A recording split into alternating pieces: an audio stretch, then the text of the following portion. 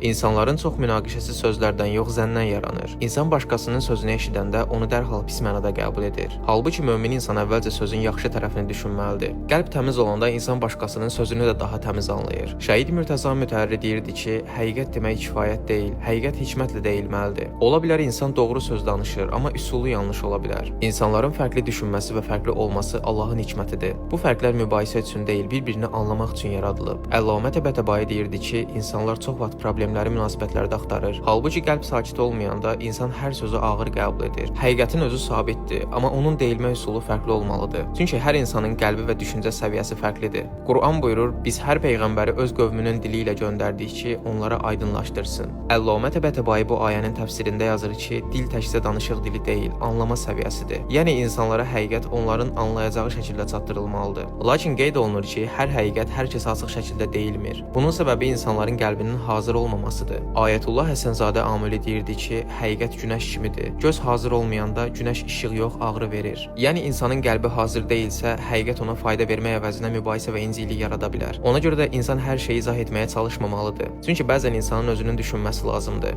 Əllamə Təbətəbai deyirdi ki, əgər insan görürsə ki, qarşı tərəf həqiqətən anlamaq istəyir və qəlbi açıqdır, ona izah etmək faydalıdır. Amma əgər insan sadəcə mübahisə edir və ya səhvini qəbul etmək istəmirsə, o zaman çox izah etmək faydasız olur. Ayətullah Həsənzadə Amili yazırdı ki, bəzi sözlər deyiləndə qəlbi oyadır, bəziləri isə susulanda. Ümumiyyətlə insan dəyişə bilər, amma yalnız özü dəyişmək istəyəndə. Əllamə Təbətəbai deyirdi ki, Allahın hidayəti iki mərhələlidir. Biri qapını göstərməkdir, biri isə insanın o qapıya doğru getməsidir. Yəni insanın daxilində ilk addım istəyi yaranmasa dəyişmə baş vermir. İrfan alimləri deyirdi ki, insanın başqasını dəyişdirmək istəməsinin arxasında bəzən çox gizli səbəblər olur. Şəhid Mürtəza Mütəhərri yazırdı ki, insanın səni dəyişmək istəyirəm deməsinin arxasında bəzən öz düşüncəsini doğru hesab etmək və başqasının onun kimi olmasını istəmək durur. Ayətullah Behçət ağa deyirdi ki, insan başqasını dəyişdirməzdən əvvəl özünü dəyişdirməlidir. Çünki insanın halı dəyişəndə ətrafdakıların qəlbi də dəyişə bilir. Bəzən insan düşünür ki, onun gördüyü həqiqət hamı üçün eyni dərəcədə aydındır. Halbuki hər insanın həyat yolu fərqlidir. Bəzən istəyirik ki, dediyimiz söz dərhal təsir etsin. Amma İrfan alimləri deyirdi ki, həqiqətin təsiri bəzən illər sonra ortaya çıxır. İnsanlar ona görə başqasını dəyişdirməyə çalışır ki, öz daxilindəki narahatlığı azaltsın. Bu barədə Mürtəza Mütəhərri yazırdı ki, bir insanın qəlbini dəyişdirən ən güclü şey söz deyil, gördüyü bir həqiqi davranışdır. İnsan bir addım atanda Allah ona yollar açır. Quran buyurur, bizim yolumuzda çalışanlara mütləq yollarımızı göstərərik. Bu mövzuda Ayətullah Behçət ağa deyirdi ki, əgər sən düzəlsən, Allah sənin vasitənlə başqalarını da düzəldə bilər. İnsanın başqasını həyatından silməsi zahirdə eyni görünür, amma daxilində tam fərqli bir mənəvi vəziyyət var. Ariflər deyirdi ki, tələskənlik ilə verilən qərarlar çox vaxt qəlbin qürurundan və incə bir təkəbbürdən yaranır. Çünki insan düşünmədən hökm verir. Halbuki insanın gördüyü yalnız bir tərəfdir. Şəhid Mürtəza Mütəhərri yazırdı ki, insan münasibətlərdə ən böyük səhvlərdən birini edir ki, başqasının bir səhvini onun bütün şəxsiyyətinə çevirir. Yəni bir insan bir dəfə səhv etdi deyə onu pis insan kimi görməyə başlayırıq. Halbuki insanın şəxsiyyəti bir davranışla ölçülmür. Amma bu o demək deyil ki, insan hər münasibəti qorumağa məcburdur. İrfan alimləri deyir ki, qəlb hər münasibəti daşıya bilməz. İnsan həyatında çox sayda münasibət saxlayanda qəlbi dağılır. Çünki hər münasibət insanın daxilində bir diqqət, məsuliyyət tələb edir. Qeyd olunur ki, insanın çevrəsinin az olması başqa şeydir. İnsanları tez-tez silmək isə başqa.